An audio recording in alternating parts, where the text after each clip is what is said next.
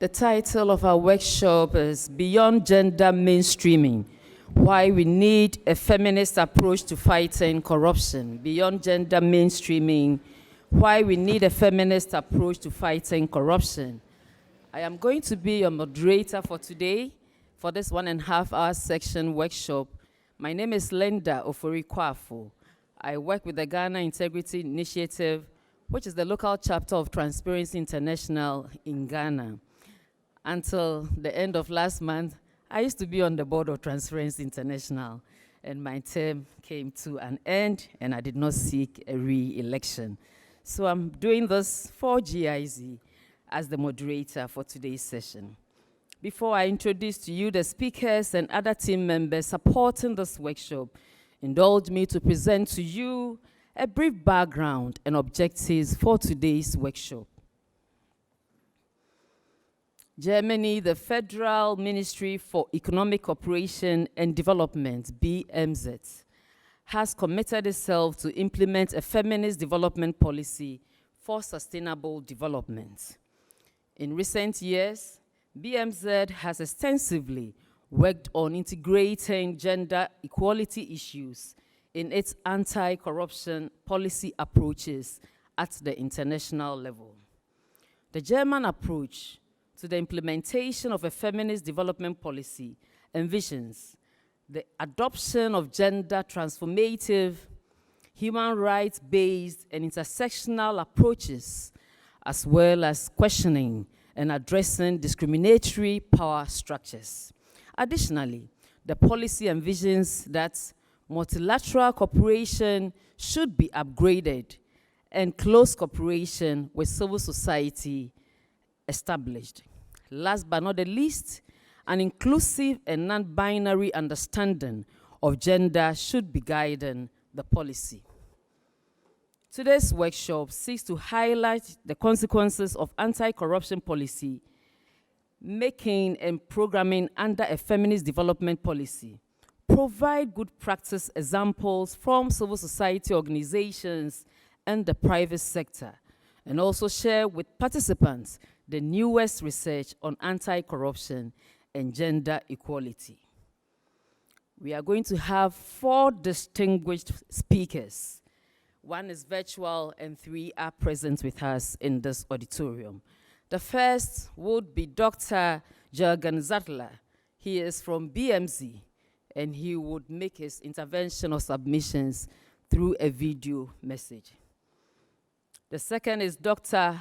Ortrun Merkle, who is a researcher from the United Nations University. Ortrun is here with us, and I think a round of applause for Ortrun is important. Coming all the ways to share her perspective is very important. We also have with us Maria Archimbal, the Chief Compliance Officer from YPF. Maria, thank you for making time.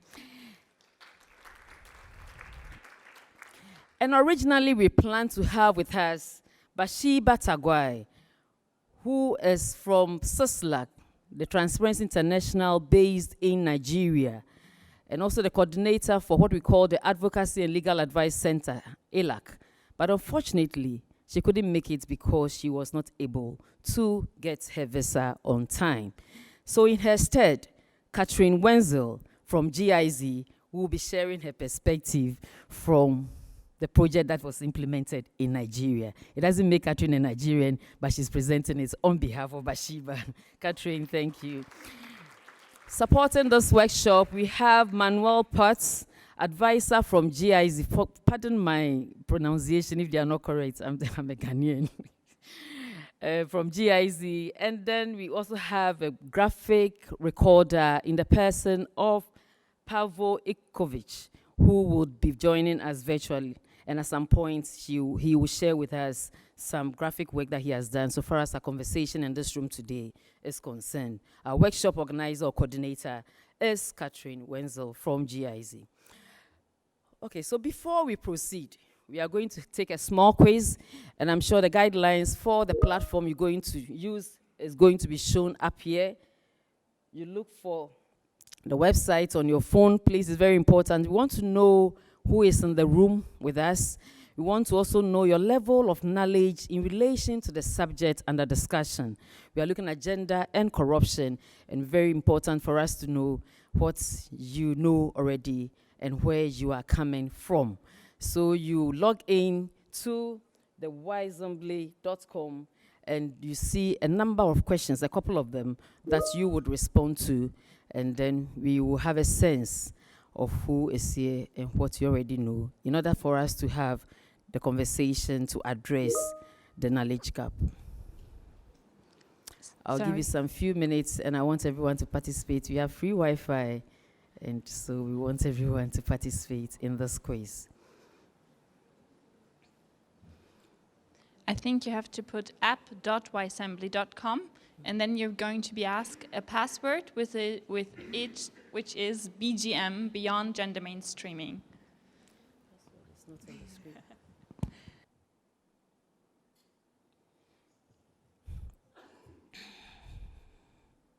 We are still waiting for some few minutes.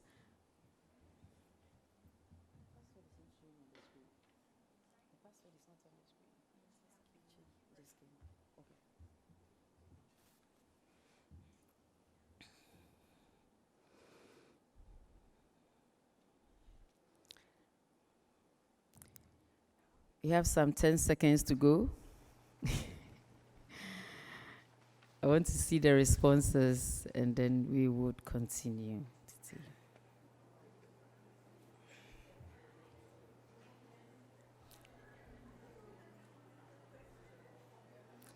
You can see the questions? Okay, so I'm sure we have... Okay, now it's come. Okay, thank you.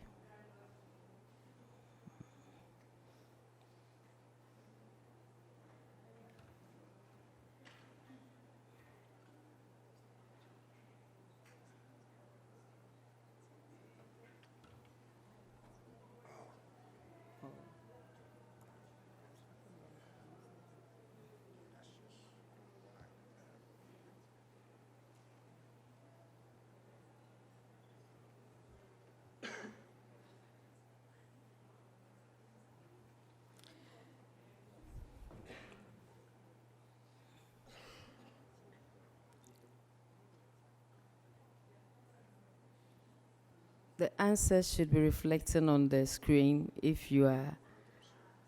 Okay, yeah. Oh, wow. Okay.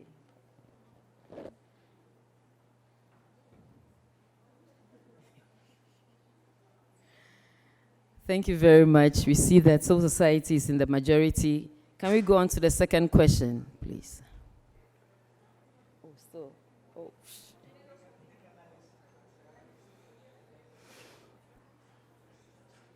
Are you familiar with the effects of corruption on gender equality?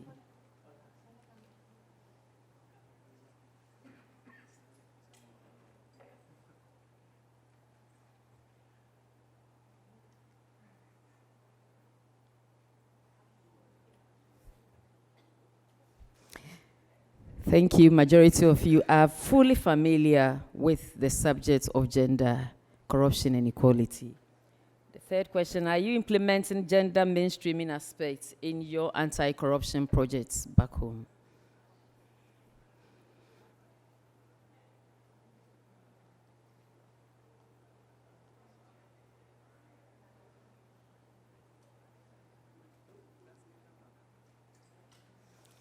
Yes, we are trying. Seems to be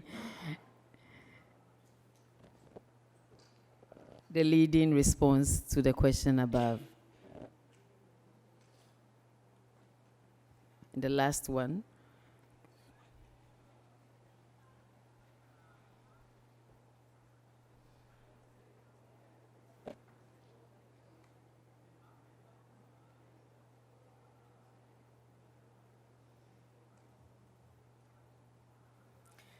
Thank you very much for participating in the quiz. Yes, I am more or less familiar with it.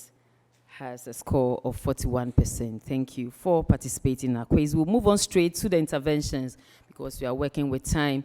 And the first one will be by a video message, as I mentioned earlier on, and it will be by Dr. Zattler of BMZ. Equal participation of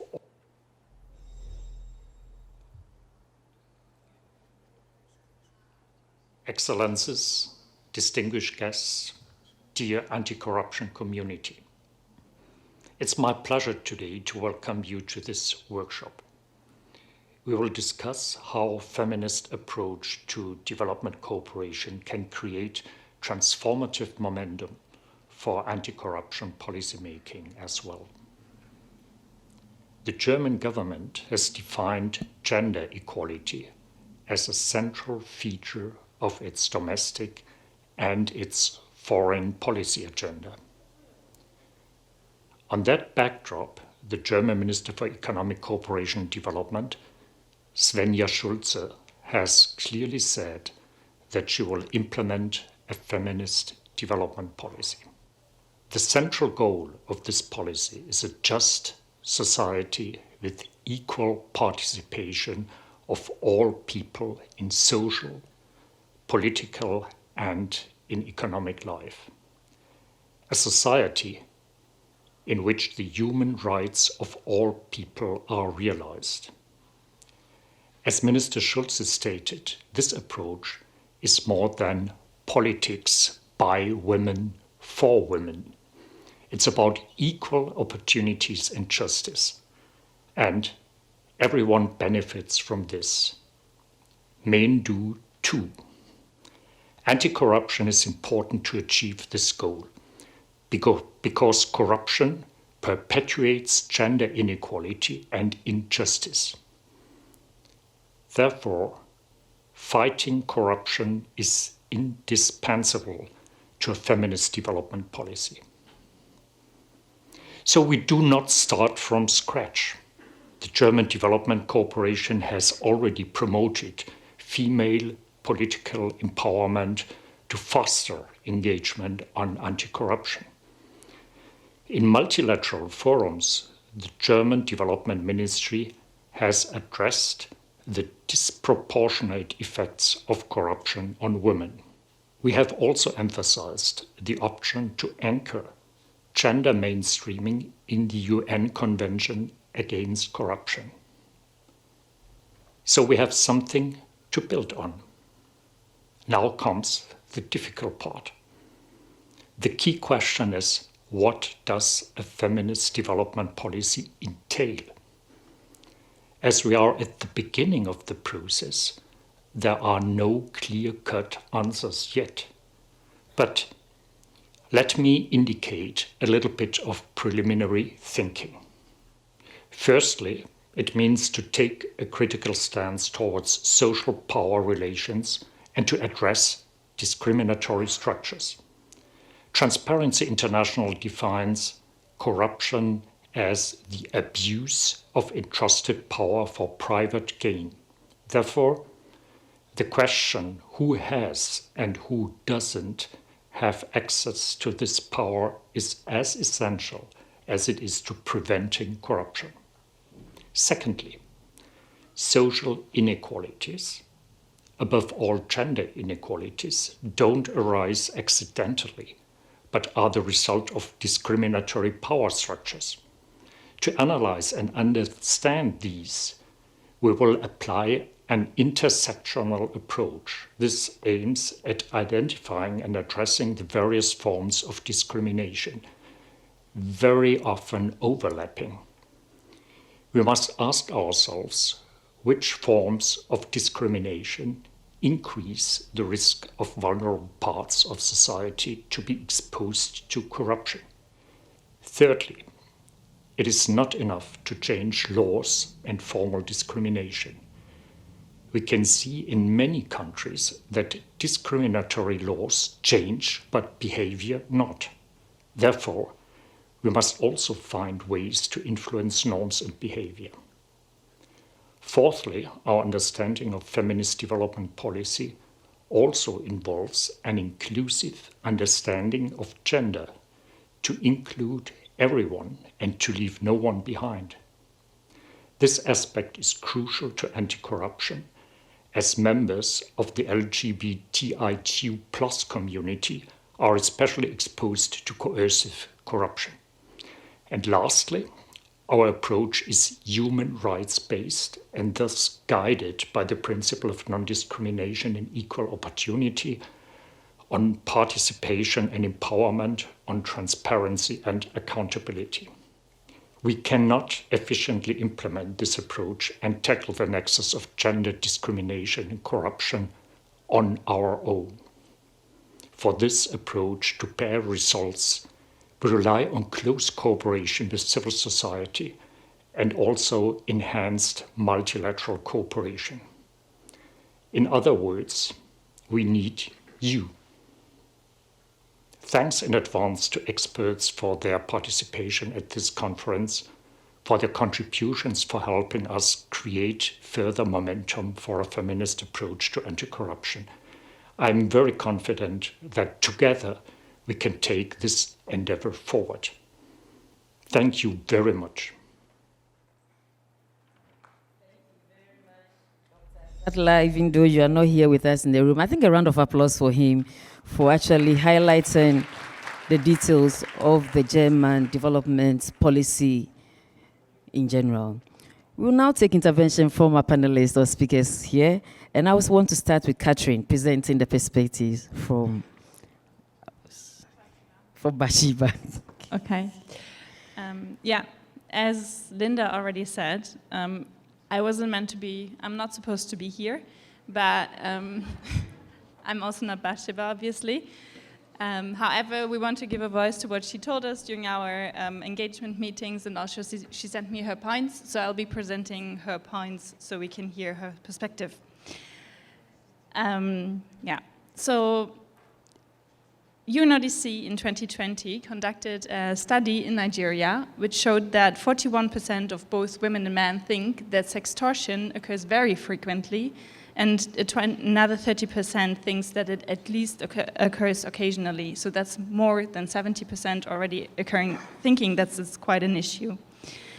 The victims of sextortion, they're very often unable or reluctant to speak about their experience, and anecdotal evidence from Nigeria shows that women or girls experiencing sextortion when they seek for basic services, such as medication, when they're applying for jobs during the recruitment processes, or as well at school and universities in exchange for good grades. The emergency in the topic is not new in Nigeria. There have been a couple of actors from civil society and non-governmental organizations who have been very motivated and engaged to put an end to this.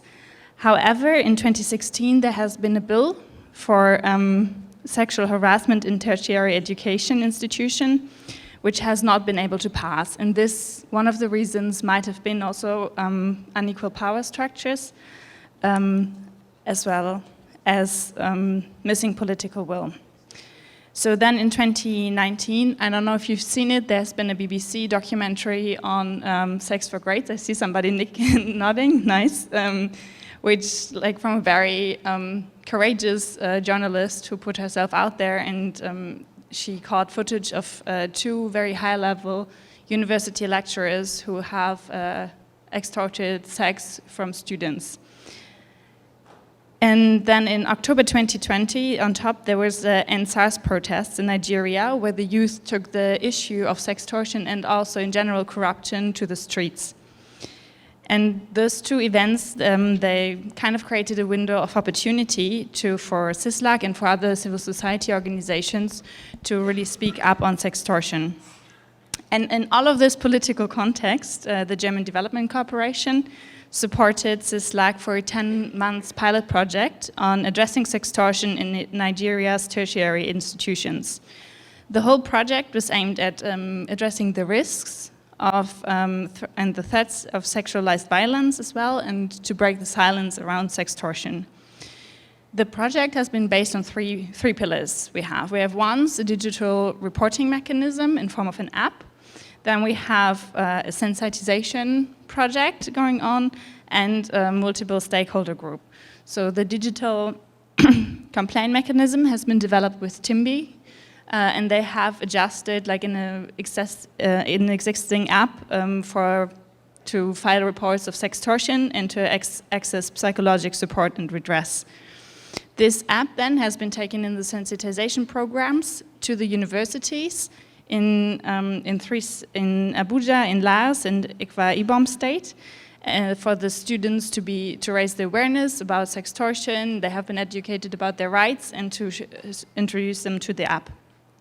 In addition to that, there's been another social media campaign, so not only the students have been raised the awareness around sextortion, but also the general public. And additionally, there were also radio episodes which highlighted also the importance of the bill on sextortion, which has been reintroduced into Parliament at the time. The third and last pillar was the multi-stakeholder group, and there were part of NGOs working on gender-based violence and sexual harassment, and the Nigerian anti-corruption agencies, the Independent Corrupt Practice Commission, ICPC, and the Economic and Financial Crime Commission. So CISLAC then, in the multi-stakeholder approach, took the app and made a training of trainers for the women rights organizations, which were part of the project, SOA and Ward C, and as well the anti-corruption institutions. And this was really a good leverage in order to work across silos, so you don't have the anti-corruption and the gender-based sexual harassment groups to work in silos. And it had a broader reach out, and the broader channels were used. And in the end, at the moment, in Nigeria, the sexual harassment in tertiary institution bill has passed by the Senate and the House of Representatives, and it's now with the president for signature. So we're crossing our fingers, I would say.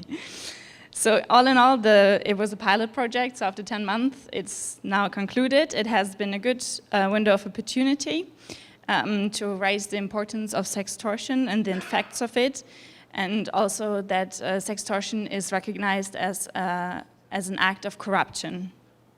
And there were two more positive side effects. One was that the National Human Rights Commission of Nigeria recognized corruption also as a human rights violation, firstly. And secondly, that CISLAC has also been asked by ICPC to give their input on the sexual harassment bill in secondary schools in Nigeria.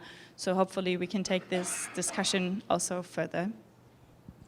Thank you very much, Katrin, for presenting on behalf of Bathsheba. And I think you agree with me, the project in Nigeria has, to a very large extent, been very successful. At least we will have a sextortion bill law in place when the president are sent to same. I know in my country, if the bill is passed by parliament and it gets to the president, he has no choice within a number of months but to assent to same. And we are hoping Nigeria's president will assent to the bill, the law, and we will have a law on sextortion in place. On the same subject matter, Ortrun, will you present your perspective? This is the intervention stages where we are taking the speakers' views on the subject under discussion, and we will get to the question and answer stage later on. Ortrun, you have the floor. Thank you very much. Is it working? It is working? Okay. Okay. Thank you. So I'm a researcher, so I'm going back a little bit from the very specific example, trying to kind of give a bit of a broader overview. So our discussion on gender and corruption surprisingly still focus very much on sex differences rather than actual gender differences, right? So if you look at kind of academic literature, but also policy research that is being done, we see typically questions that focus on three major topics, right? One is still the question of how can women be an anti-corruption force, and to what extent should they be an anti-corruption force? Then how do men and women experience corruption differently? And then the newest question where sextortion falls into is this question of are there different forms of corruption that men and women experience, right?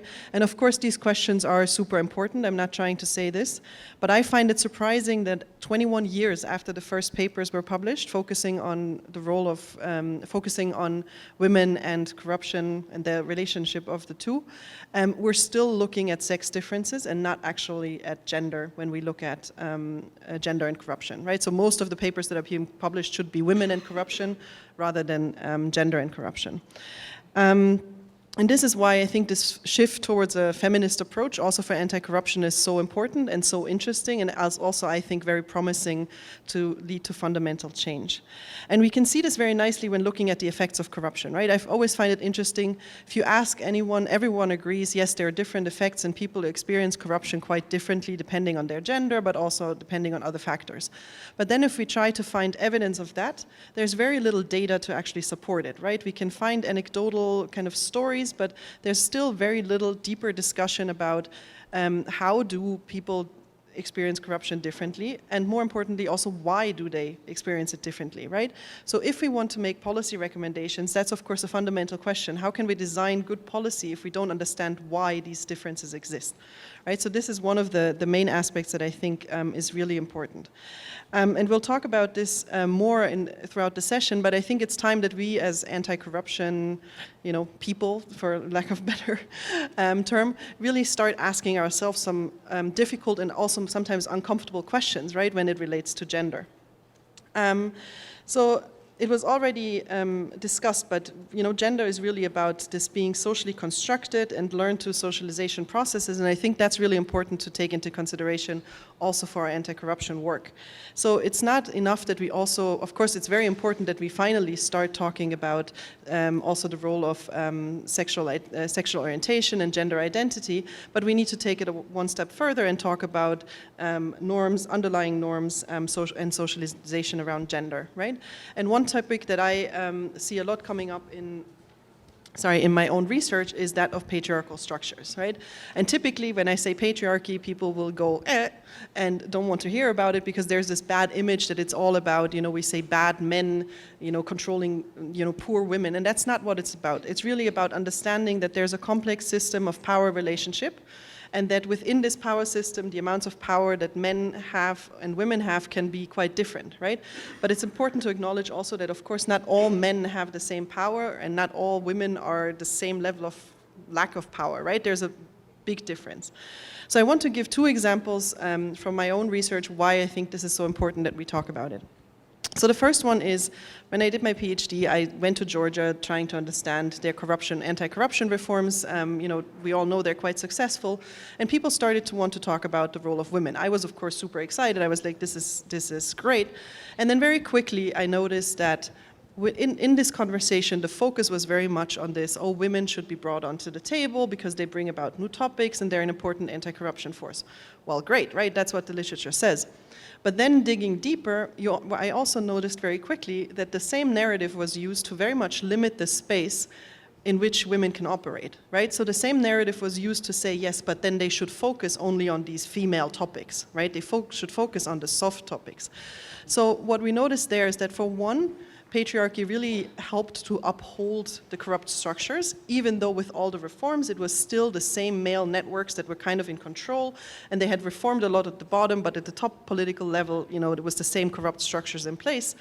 And at the same time, those that were working on anti-corruption were kind of perpetuating these patriarchal structures by focusing so much on the role of women as an anti-corruption force and using certain terminology that was very comfortable to use there, but that really limited the political space of women, right? So for me, that was really the highlight of saying, okay, it's not enough to just say this is an easy argument and therefore we're going to use it, but to have this more holistic picture and look at the broader picture and see also what are maybe unintended consequences of the things that we do and the arguments we make, right?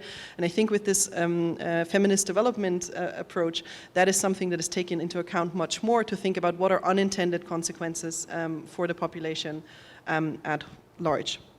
The second example, very different, but we've done research on or we're doing research on how sextortion happens during the migration journey, right? And of course, yes, we find that women are much more exposed to sextortion during migration, not surprising, but we also find that, again, patriarchy plays a huge role, right? For one, of course, it allows for gender-based violence and sextortion to occur at, for example, border crossings, but it's also that women, for example, often travel with less money or less resources, and therefore they have to use sextortion, for example, to cross the border, because they do not have anything else to pay with, right? Or they often don't get documents because getting documents is very expensive. So families might only get birth certificates for their son, but not their daughters. So then if women do want to travel, they cannot travel anywhere any other way than irregularly, right?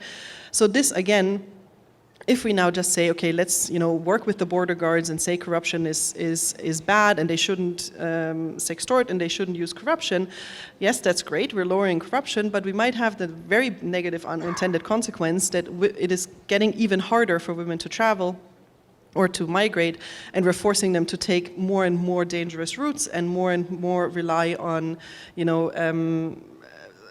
traffickers, smugglers that don't have their best interest in mind, right? So again, the question of how do these structures that are in place lead to unintended consequences of positive things that we want to do, I think is really important. Sorry, one last sentence. And so what I really want to call for, and I think Katrin has already mentioned it, is this coordination of efforts with others, right? We don't have to reinvent the wheel. A lot of these things are already being done by, for example, women's rights organizations. And the other thing is this really holistic view, right? To look at the overall consequences from beginning to end of a project or an intervention, rather than kind of a more narrow view that is done often at the moment. Thank you very much.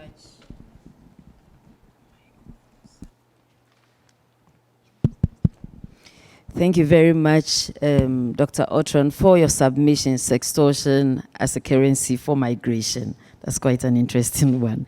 We will take Maria's intervention, same on the same topic, and then hope you are actually penning down your questions, because we will get to a section where the audience will be asked to pose questions to our speakers. And so kindly, if you want any clarification on all the submissions, kindly put down your questions. That section will be part of the second section of this workshop. Maria, your submission. Thank you, Linda. Okay, good afternoon, everyone. Well, my perspective will be that from the private sector. So what I'm going to try to focus in this very first part of the presentation is to give you, or try to give you, the approach from the private sector. But I want to make a point about something you mentioned, Ortrun, and Mr. Sadler also mentioned. First of all, these issues like anti-corruption and gender, I think that it is very important that both public and private sector do work in coordination as a two-sided coin, all right? It's, if you have the regulations, but then you do not have a private sector, that goes into those regulations and sort of roots them into their own business, then the regulation is nonsense. And the other way, if you have a private sector that is trying to go forward into these issues, but that you do not have the backup from the regulator, then that's sort of, again, not full approach, I would say. Again, and what you mentioned, Ortrun, the multidisciplinary thing. So back to the private sector, I believe it's key to rooting these concepts into the business, into the way we as companies do business, right? And in that sense, 10 years ago, 15 years ago, when you spoke about compliance, as Linda mentioned at the beginning, I'm Chief Compliance Officer from an oil and gas company in Argentina. When you spoke about compliance, you would speak, or you would refer directly to exclusively anti-corruption or transparency issues, right? But ever since the last few years, this compliance agenda has expanded, has broadened into what we call now the integrity agenda. And this integrity agenda also includes new issues that are coming up into our agendas, such as gender, such as diversity, and these issues are coming up into decision-making processes of our companies. So our companies cannot not look at them anymore, okay? It's not just anti-corruption, but it's anti-corruption plus, I would say. And all of these things are the plus that we're looking into our integrity programs and that are coming up into our code of ethics and different policies and procedures of the companies. That said, this has I would say, a background of new stakeholders. You mentioned, when you mentioned the Nigeria project, there are new stakeholders that are not only looking into the profit that company make, but they are also looking into the way the companies interact with their communities and the environment in which they operate. So all of these things are necessarily being part of our decision-making processes as companies. And the question is, how do we engage as companies into bringing up all of these issues and giving them the relevance that they actually have at the moment. And now I'm going to be a bit auto-referential and talk about YPF, how we do it in YPF. Just a parenthesis, first of all, so that you get the relevance that YPF has for Argentina. YPF is the biggest oil and gas company in the country and is the biggest company regardless of the sector. So we do understand from the company the importance of bringing up these issues and the chances that we have of influencing and reflecting what we do in our sector and in other companies, in the economic sector of the country as a whole. So first of all, what we do have as I would say, our main pillar is a compliance area, which is independent and which has a code of ethics. That code of ethics is structured over specific company values. We will go back to this issue later. And two of these values are central to our conversation today. One is zero tolerance to corruption, and the other one is that we specifically support diversity and gender, and gender equality. So this is something that the company expresses in the code of ethics, and it's centered to the code of ethics. Then to that code of ethics, that we do have a lot of policies or a number of policies and procedures that complement these corporative values that had to do with anti-corruption, with diversity, with harassment-free environment. So all of these things do complement these two issues that we're going to talk about. And of course, we yearly, we set up specific initiatives that have to do with anti-corruption and diversity. There's also internal structures from the company, aside from the compliance area, that also give importance to these issues, such as there's a diversity committee, and there's also a domestic violence committee. Compliance is a member of those two committees as well, in order to show this coordination of sectors or the relevance of these issues that the company gives these two issues. And last but not least, because we are going to go back to this issue later on our conversation, just to give you a couple of numbers, of course, the oil and gas sector, as you most probably assume, is culturally, and it's in fact not just the perception, it's a masculine sector. Only 22% of women are doing something in the oil and gas sector. So I will leave more data for part two of this conversation, but to give you a whole picture of where we are. Thank you very much, Maria. A round of applause for our speakers. I told you they are distinguished in their areas of specialization. We are now moving on to the second part of today's workshop. And in the second part, what I call the interactive part, we will have 3 brief rounds of discussions. In the first round, I will pose direct questions to the speakers and elicit their responses. In the second round, I will invite you, our audience, to make comments, ask questions, and make contributions on the subject of our conversation today. And finally, we will have a brief presentation by our graphic recorder called Pavel. I mentioned him earlier on, who is going to give us a picture of our conversation that we have had here today. And the aim of this section, question and answer section, is to bring together inputs, highlight common aspects between good practice examples, academia, and aspects of feminist development policy, including intersectionality, human rights-based approach, gender transformative approaches, cooperation with civil society, and upgrading of multilateral cooperation. We will also take a look at non-binary understanding of gender, and most importantly, we discuss the subject of power structures. I would want to continue with Maria and then pose to you this very simple question, and I'm sure we are trying to work with time and finish within the allotted 1.5 hour workshop time that we have on our hands. Maria, how should a company work to build social norms to develop the company's culture, what we call the organization's culture? Thank you, Linda. I would say I would choose two concepts. One is strategy and the other one is culture. As a company, you have to set your strategy, how you are going to approach these issues, what things are going to be relevant, and how you're going to develop those things. Of course, there's also a time lapse in which you can develop these things, so you also have to be very aware of what the company is, where the company is, at a certain point. So the third thing I would say into setting the strategy is map your stakeholders, your internal stakeholders. What are the perceptions? Well, you mentioned something, Katrin, similar that you did in the project in Nigeria. So as to know who the people that are going to go with you, who are going to support these things with you inside the company are, right? And second of all, you will need to work on the culture of the company, on the gender and diversity and anti-corruption culture of the company. Where is the company there, and how to build that culture? This is not something easy. This requires baby steps, I would say, in order to build a strong and a robust and a sound company culture. But and this is why I said at the beginning I'm going to talk about two concepts, so I'm going to highlight strategy and culture.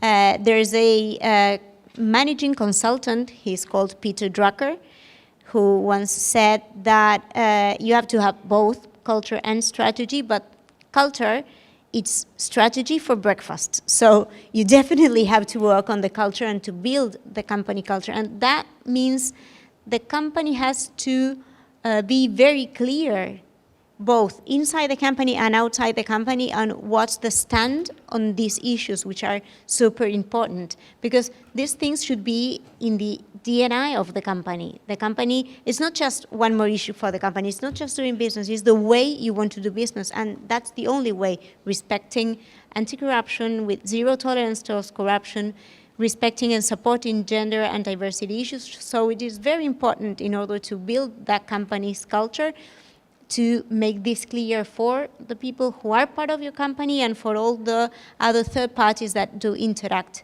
with your company. And one more thing, just before setting, it is very important that in building that culture of the company, we do not only comply with the regulations and with the policies that the company has because there is a policy and because there is a regulation, but it is very important to do it because we believe, we have the value, it's more of an aspirational thing, but we believe that that is the only way we are doing business.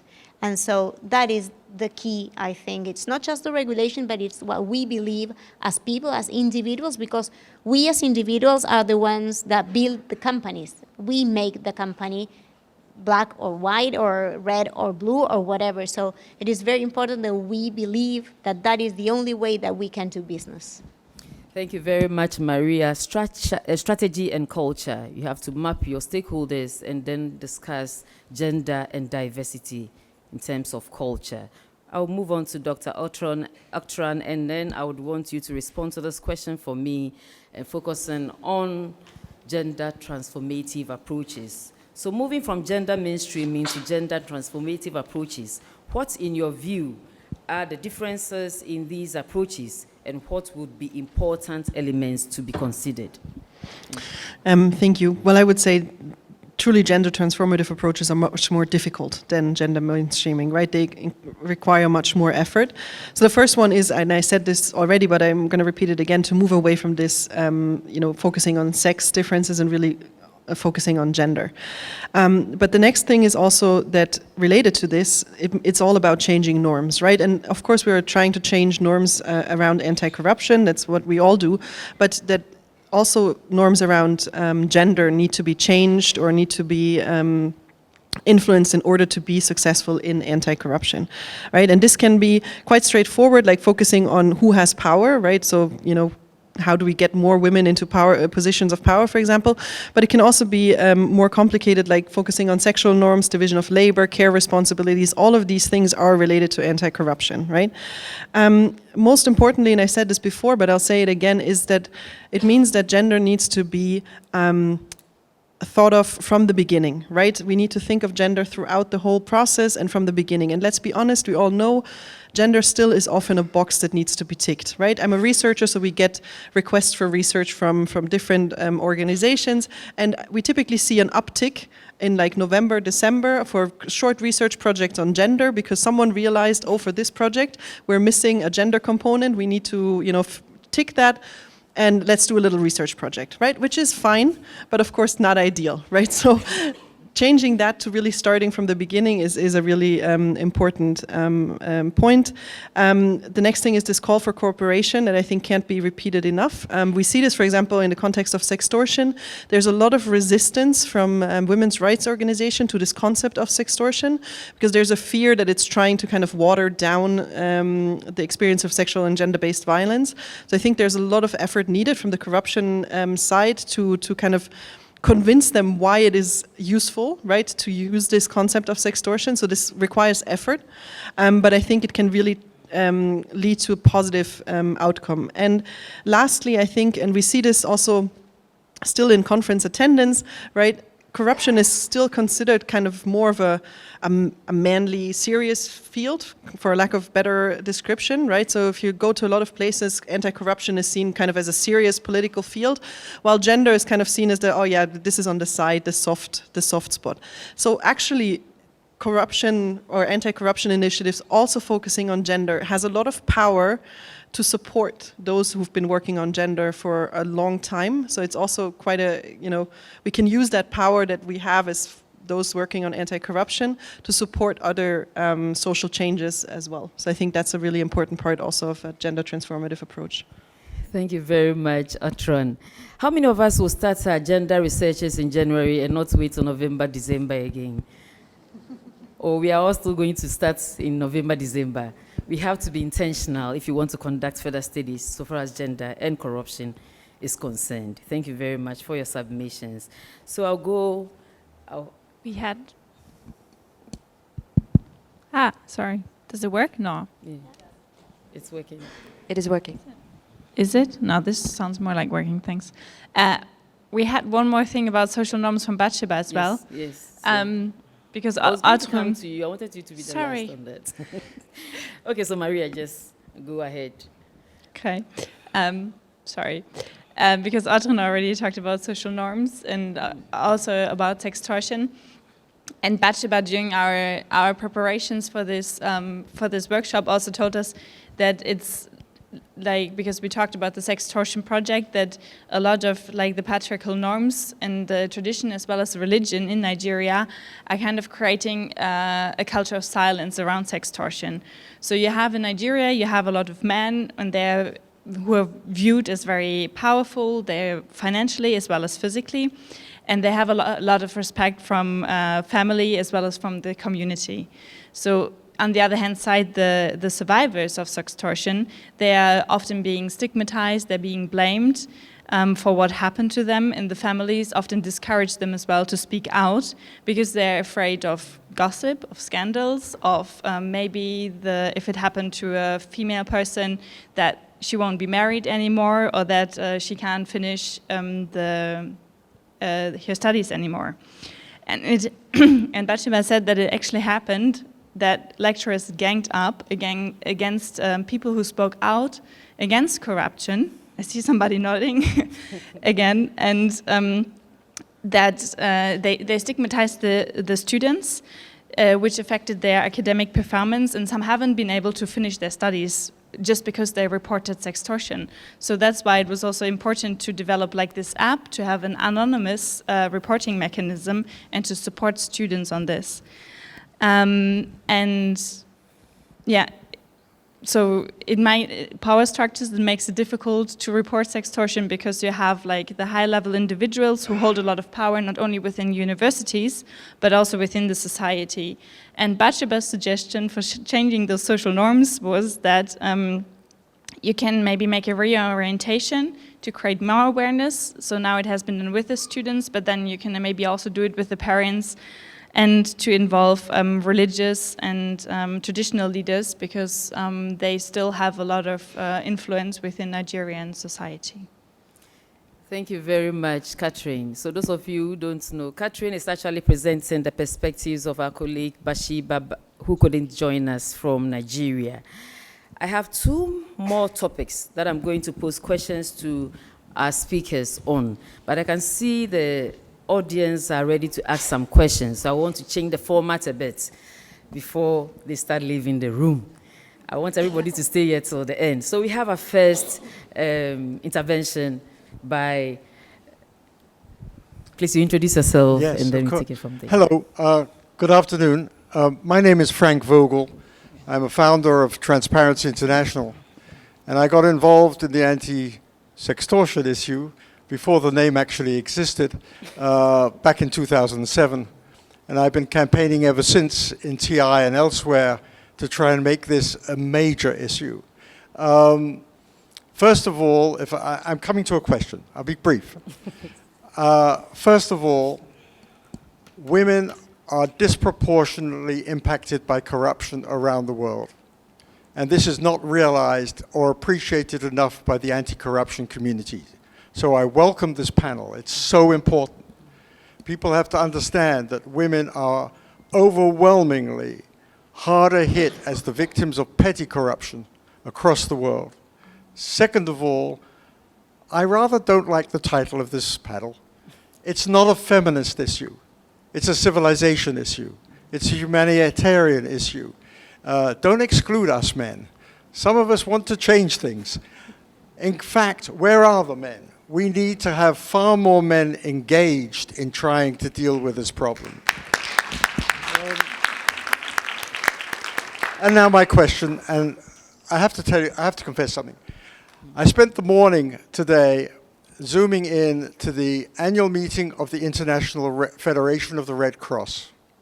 Enormous meeting, who invited me. They were taking place in Geneva, and they invited me to talk about sextortion. And they devoted the whole of their first session, of their first 3-day meeting, to the issue of sextortion. And that is a landmark. When we can get the Red Cross involved, who knows, we can get everyone involved. And that's my question. How do you think we can raise this issue much higher up on the agenda, both of international non-governmental organizations involved with human rights and women's rights and many of the other issues, and anti-corruption? And second of all, the official institutions. The World Bank never talks about this issue. The major development aid institutions never talk about it. So how can you change it? Tell us so we go out and change it. Thank you very much. Thank you very much, Frank. We will take 2 more questions and then our speakers will respond to same. So I think we will take 5 questions and then our speakers will attend to them. Yes, thank you. My name is Maria Jaraquemada. I'm from the national chapter in Chile. I agree with Frank that this issue is not enough in the agenda. In fact, there are only 2 panels about this issue in all the conference, this and the one I'm being part of on Friday. So you are all invited. But when you meet with the donors or when you meet with governments or even within the movement, gender supposedly it is a big issue because what Frank said. But why do we have only 2 panels? And also, I think that it's very important what Ortrun said, that we don't have the data. So how can we design public policies without data? I've seen some research about the channels of whistleblowing or claims of sextortion, and in some countries women prefer personal channels or phone channels, and in other countries they prefer apps or anonymized channels. So in your experience in Nigeria, did it work? How did you know which channel to prefer when you don't have the data? Because we want to apply something like this in Chile, but we really don't know how to do it because we don't have the information about what really is suitable for women to rely on these channels. Thank you. Thank you very much. We have a question from... So let me just give numbers. So we have the third question. Mary, you raised your hand. The fourth question. Oh, so we take 5, and then we'll come back to you. My name is Biangwa Angela. I'm from Uganda. My question goes to the panelists who talked about the reporting system. You say that it's supposed to be anonymous, but I don't get it very well because, you know, sextortion is a crime, and you'll need to go to court. So how will you keep it anonymous if this person has to go to court and give evidence as a victim? And then the other question is about you talked about the gender norms, which is very important. I just wanted to learn some new strategy, because we've tried it in Uganda and it's becoming very, very difficult. Which strategies can we use to address these particular gender norms that are affecting the women's rights? How do we address this? Thank you so much. I think okay, so one more. Bathsheba is not in the room, but she's getting so many questions. Okay, thank you very much. My name is Mufuliat Fijabi. I'm from Nigeria. Oh, okay. To a very great extent, I align myself with the presentation from Nigeria, and to add that a lot has gone into stemming the issue of sexual harassment in Nigeria. A lot of CSOs, journalists as well, are working so hard to ensure that this is stopped. And this is through a lot of initiatives and collaborations with the government. We have a Violence Against Persons Prohibition Act in Nigeria that has criminalized the issue of sexual and gender-based violence. We also have efforts by some of the critical stakeholders like the police. There is an agency, national agencies for trafficking of persons, that for prohibition of trafficking in persons, that is the sole agency responsible for the Violence Against Persons Prohibition Act. All of them work collaboratively, but where the challenge is more is around the need to open up and speak about these issues. As we speak today, we have enabling laws in the country that can actually support the process of prosecution of cases of sexual harassment, which I also describe as a very serious form of extortion. There was a documentary that was referenced earlier on, and I'm very happy and proud that the lead person behind the scene that initiated and collaborated to have that documentary out is here. Tom Okewale Shonaya. Please stand up for recognition. That was a great job that you did. Oh, let's put our hands together for her. So, and thank you. I also like to add my voice to the fact that when we talk about corruption, it is critical that we see it as an act of gender-based violence. So all the discussions should not tick the boxes, but rather should be from the conceptualization. So I'm looking at more efforts, advocacy and lobbying around the UN Convention on Corruption that will speak to more issues around gender. We need to link corruption to the structure of power and hierarchies that perpetrate corruption, and that is also on the other side, fighting against all the efforts at eliminating the impact of patriarchy. Until we link all of this together, I think we'll just be going around the box. And I think we don't need to do that. We need to break that genes. Wherever corruption is, there is power. There is access that women don't have access to. Yes, I agree with the co-founder that men need to be part of this discussion. Men are the perpetrators, I must say this. And until they accept this and be on the side of the women truly, I don't think we will get out of this. So we need more enablers amongst men who will fight corruptions and at the same time fight gender-based violence. Thank you. Thank you very, very much. I was just about asking you to stop, not to know you had one very important point to make before you end. Okay, so we are actually not having too much time on our hands, but we will ensure that we finish what we have set out to do. I will take responses from our speakers, and then I'll come back for a second round of questions, and then before we have our speakers responding to the two other important, actually everything we are discussing is important, two other important subject matter before we leave here. So the first one was from Frank, and I don't know who is going to take it up. The issue about how can we raise the issue of sextortion on the international level. Actually also had a question for World Bank. The World Bank is not speaking about this. Anybody from the World Bank in this room that can respond to the World? Okay, so we will get the message to them. World Bank, speak about the issue of sextortion. So, Katrin. I will, Frank, take up the question of I'm responsible for the title of this workshop, so we can discuss if it's supposed to be called Feminist or not later. I'm still saying it does. And I think it's also important what Mr. Sattler said, also what the other contribution was like, of course we do need more men. This is also what the minister stated in her speech before, is like feminism is policy for men and for women. We need to address the power structures, the patriarchy, the social norms. So we can discuss that later if the name is appropriate or not. Yeah, and then I think one quick question, and then I give to you for what we can do else, is the reporting system. The reporting system, yeah.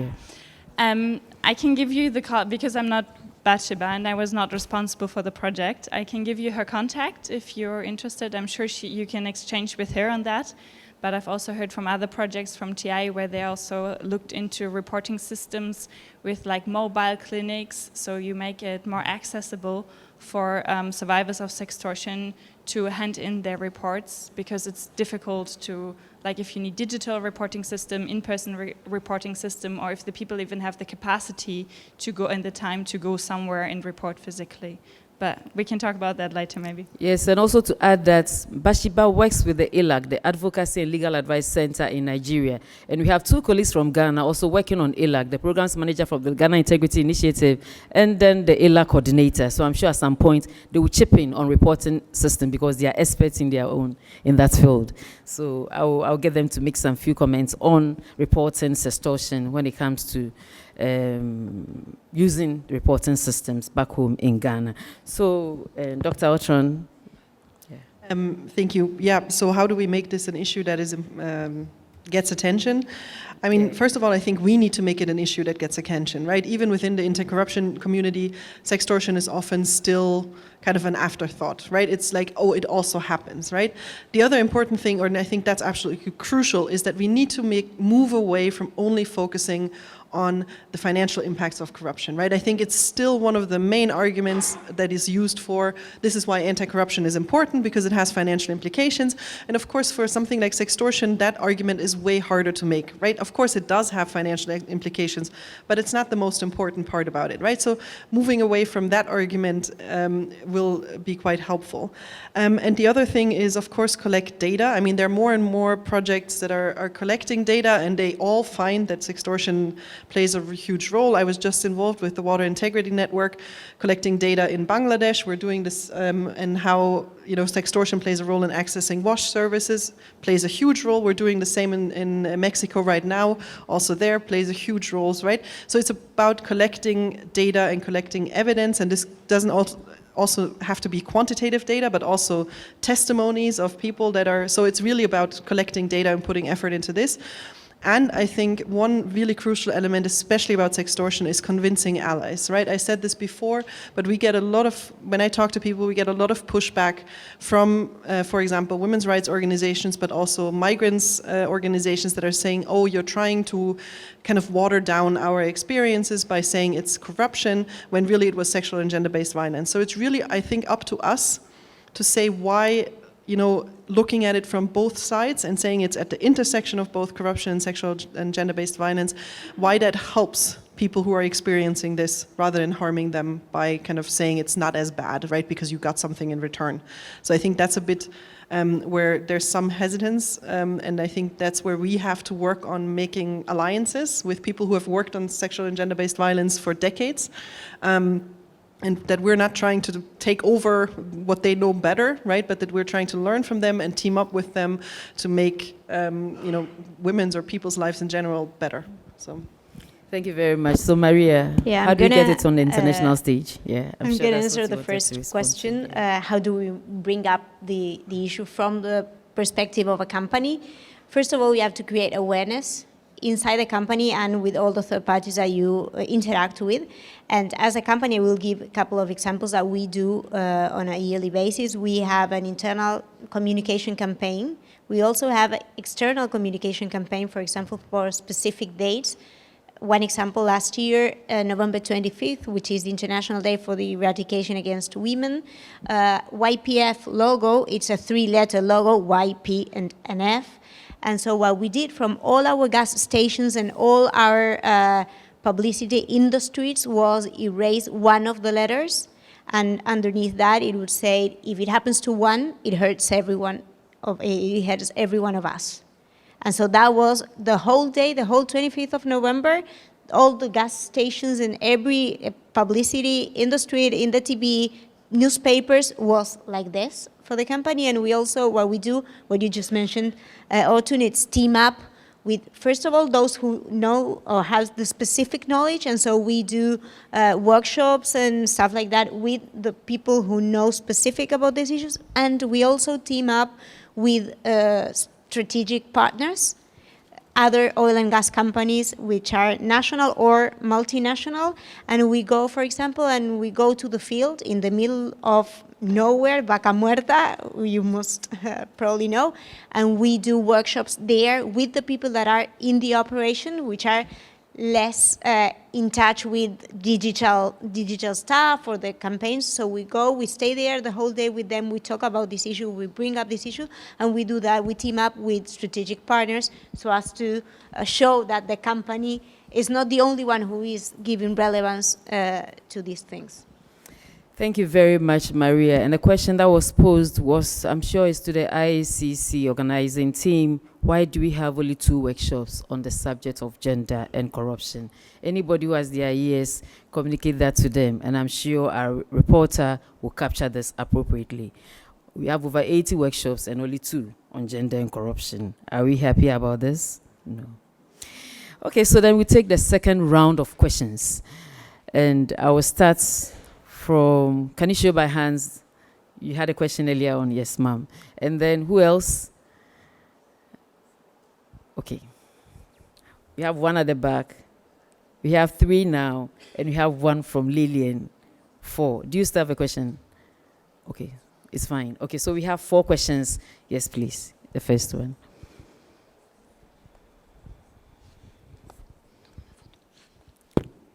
Good afternoon. I'm Olga Dovaldia from Transparency International Panama.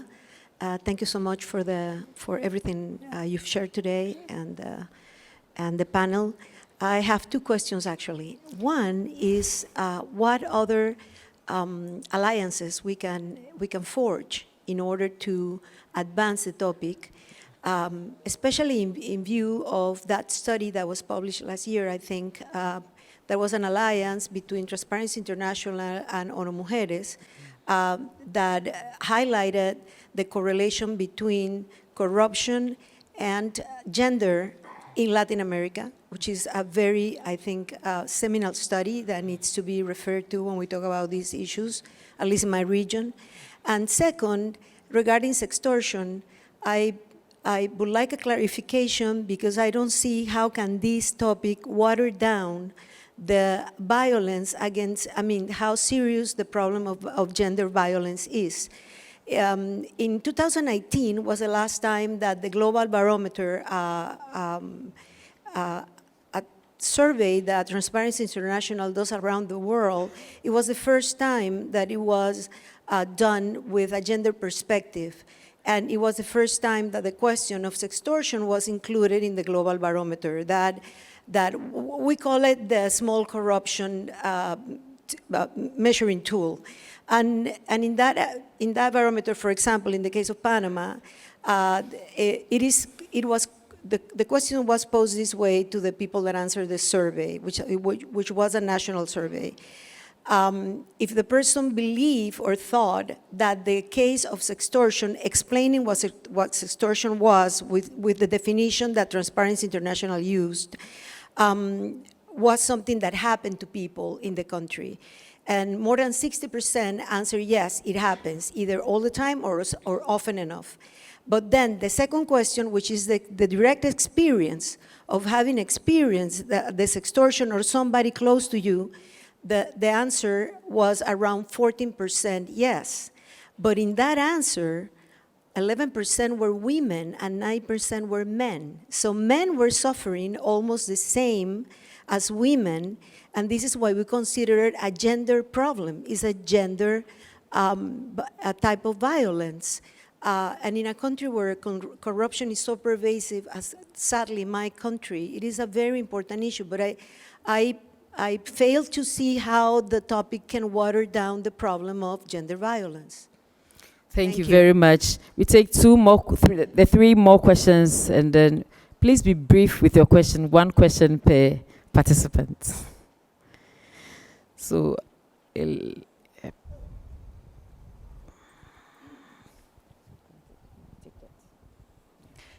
thank you. My name is Alyssa Goodman. I'm with the Special Inspector General for Afghanistan Reconstruction.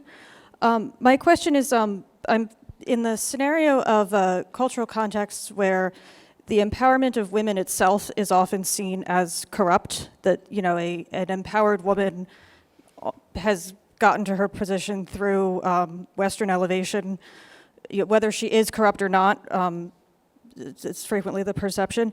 How would you balance anti-corruption efforts, from a feminist angle, within that environment where empowered women are seen as almost inherently corrupt? Thank you. The third question, if you don't have anyone, we have Lillian for the final question. Okay, let me take it. Where? Sorry, I don't... I saw a male hand. Yes, please. Yeah. Greetings and good afternoon. I'm Tirot from TI Mongolia. So my question is perhaps a rejoinder to the earlier ones also. Very plain and simple, more on the process side, yeah? How do you involve and include more men in this feminist approach beyond the gender mainstreaming, yeah? Because I think we still have stereotyping that gender issues are still women's issues, not men's. And that reminds me a small story, very quick, 20 years back, I was invited to a panel by the UN woman, that time still UNIFEM, and on my name tag, it was written Miss Turod, yeah? So it dawned to me that I was, they mistaken me as a woman because I was working as a gender focal point in UNDP, UN Development Programs country office. So how we go beyond that kind of also stereotyping, yeah? Thank you. Thank you very much. And we have a last question from Lillian from Nigeria. She's on the side.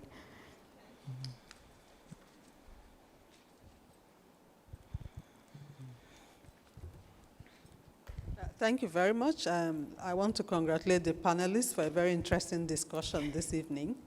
And to point out what Linda said, this is actually an improvement that this session we're having 2 gender workshops. In the past, there has only been 1.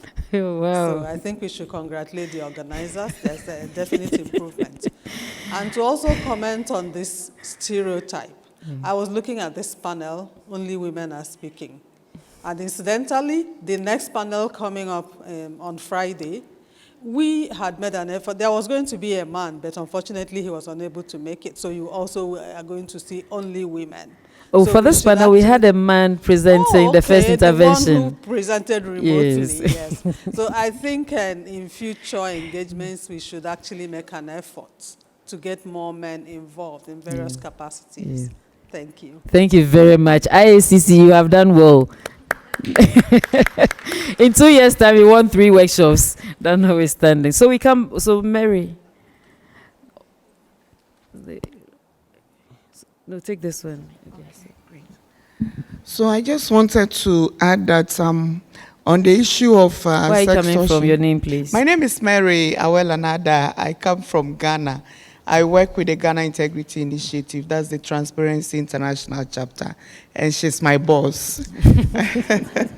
I just wanted to add that on the issue of sextortion, one of the critical elements we need to be thinking about going forward is the issue of safe spaces for people who come up to report issues around sextortion. If they are not supported, then they are left alone, and when the reprisals come up, they have to recoil and then go back into their shells. And this does not promote or engender further discussions around the area, or even people who would want to do that to take that space.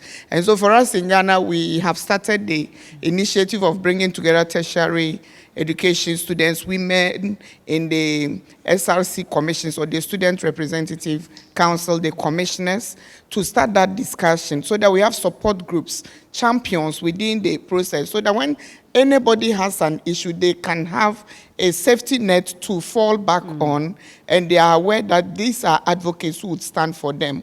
Otherwise, we would push forward and then we will be pushed backwards. Like you indicated, lecturers are already intimidating. People can even mark you down and you would not be able to do much about it. And to respond to the question around corruption, the platforms that we have for ILAC, I suspect most of the TI chapters here know that the ILAC platform exists just for that purpose, for victims and witnesses of corruption to make their complaints. And for us, we have toll-free lines, totally free, for the networks you call into. And you are sure that whoever is picking your complaint is picking it in a very confidential manner. You get assurance of legal advice at the first stage. And if there is a need, we even go on to use investigative journalists to gather further and better particulars to utilize in our referral processes. We also have apps. We call ours the Eye on Corruption. If you want to know more about it, we have a session on Saturday afternoon where we'll be talking about tech and how the youth are engaging on the subject matter. You should join that topic. That session, it will be a very revealing one where we speak to some of the methods we are utilizing in the fight against corruption. We also use the WhatsApp spaces where you have a lot of data that you want to share with us for us to go on to investigate for you. So there exist many online platforms that we are utilizing, but also the walk-ins, the call-ins, and others exist for you to utilize. Thank you. Thank you very much, and thank you for the advertisement. You pay us before you leave here. Okay, so then I come back to my speakers, and I wanted to address the questions that were posed briefly, because we have 2 more questions for you from my end. The issue about alliances, how can they be formed? Sextortion is a gender problem and not, and then the issue of stereotyping, yes, and how do we involve more men? Any of the panel speakers can actually address that. So Ortrun speaks, and then we go back to the 2 questions I have.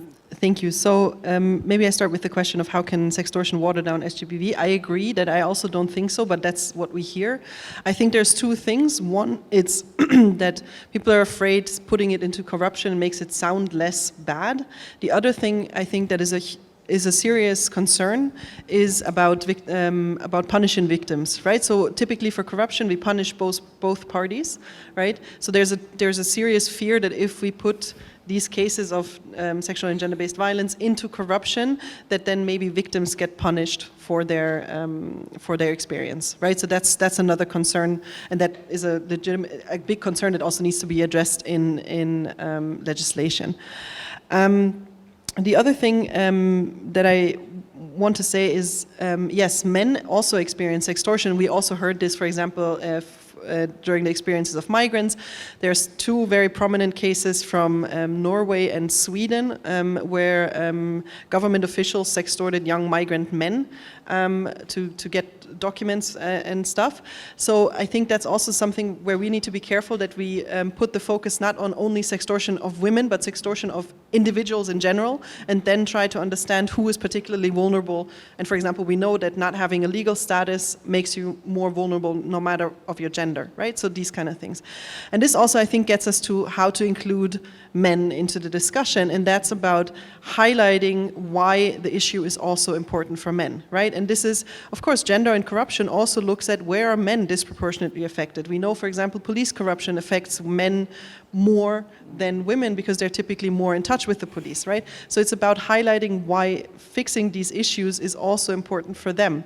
Obviously also we know that having well-educated women helps the society as a whole. So fighting sextortion in education is not just an issue that helps those women, but it also is a societal issue. So it's about how we market our efforts, right? It's really about marketing. It sounds horrible, but we should stop marketing as a sextortion is a women's issue, right? It's not. It's a people's issue, right?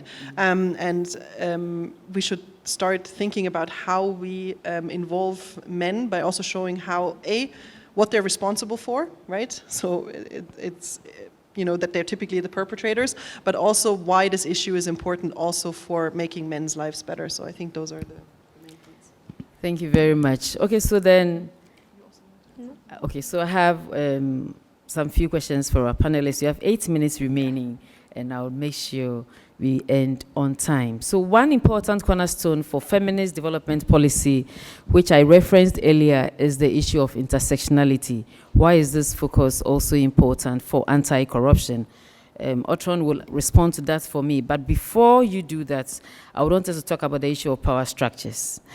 And as you may be aware, power is a central element so far as the definition of corruption is concerned. Transparency International, my parent organization, defines corruption as the abuse of entrusted power for private gain.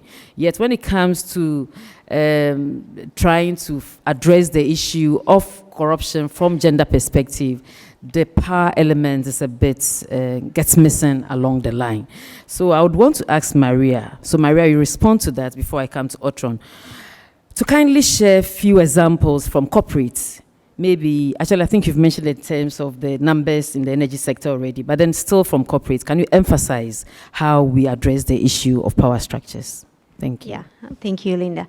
As I mentioned at the beginning, the oil and gas industry is it's perceived as a masculine industry. We only have 22% of women participating in any kind of job in the oil and gas industry. And this has to do, if you start looking at those numbers and analyze those numbers, it goes back to very few women studying careers related to the sector. So if you go back again and again, you have to go back to schooling, basically, to sort of try and change that misrepresentation, I would say. And then if you go back to women in power structures or in leadership positions, in general, you would be talking about 30% of women in leadership positions, whereas in the oil and gas industry, you would only talk about 14%. So it's half of that 30%, which is terrible. And as a company, we have set up a goal of having 25% of leadership positions or power structures occupied by women by 2025. And we have 18 KPIs, which we monthly monitor to see how we are going up into that path of bringing more women into leadership positions. Thank you. Ortrun, any examples from your PhD before we come to the intersectionality question? For power structures, yeah. Yeah, obviously corruption is all about power, and it's all about making sure that people, women are at the table, but we need to be careful. I think that links right to intersectionality about that. Just putting women at the table obviously doesn't help us anything if they're parts of the same elites, right? So we need to make sure that the right women or the right people are at the table, and this, of course, means that it needs to be women from minority groups, poor women, rich women, right? If we want anti-corruption efforts to be successful, it's not enough to include women who are part of the same elites that are already in power. And I think also it's again asking, and I feel like I'm constantly saying bad things about the event, which is not at all my intention, but let's also again ask ourselves uncomfortable questions, right? So who is here to represent? Who is missing, right? So we're missing one person, sorry, that is kindly represented, and luckily we could get her points. But of course she should be here because we're in a place where people from certain countries have a hard time getting a visa, right? So why do we choose to have an event like this here, right, if we cannot include everyone? So I think these are just questions that we also need to ask ourselves of who are we including, who are we excluding, and how can we make sure that everyone is heard, right? So this is for me the uncomfortable question that we also need to ask ourselves about power structures. Thank you. The next IACC will be in Ghana, where everybody will get a visa. So then I turn to Katrin now. And we have listened to many good examples, practice examples from our speakers and also from the audience, and how to take the approaches we have discussed earlier on further. And I know the German feminist development policy is aimed at addressing discriminatory power structures. Kindly share with us where you are so far as the implementation of your policy is concerned. And that is the final question I have for my speakers. Thank you, Linda. Yeah, at the moment, this panel was about feminist development policy and anti-corruption, and the feminist development policy by Germany, which Minister Schulze has announced, is still being developed, in the sense that there's a strategy which is coming out, there's a gender action plan which is still coming out, and the strategy, there has been like a whole consultation process in the sense of who can speak and who not with civil society, from Germany, but also from the global south. The minister herself committed she committed to that by 2025, German development projects will, with bilateral funding, will increase from 60 to 39%, which have either indirectly or specific contribution to gender equality. So this means that there is going to be more. There's a strategy coming up, there's a gender action plan coming up, and we still have to see then what that all means also for anti-corruption, but we'll continue that work. Thank you very much, and I think my speakers deserve a round of applause. And everyone also here deserves a hand of applause. It has been very insightful, and I'm very sure the objective for which this workshop was organized to a very large extent has been achieved. And I'm sure GIZ will be happy about the fact that we're able to do justice to the subject matter, to actually emphasize that we set out from the beginning to highlight the consequences for anti-corruption policy making and programming under a feminist development policy, and also to provide good practice examples from civil society and the private sector, and also shine the light on challenges hindering the implementation of feminist approaches on anti-corruption measures. And I believe we have been able to achieve this. That said, thank you for your attention.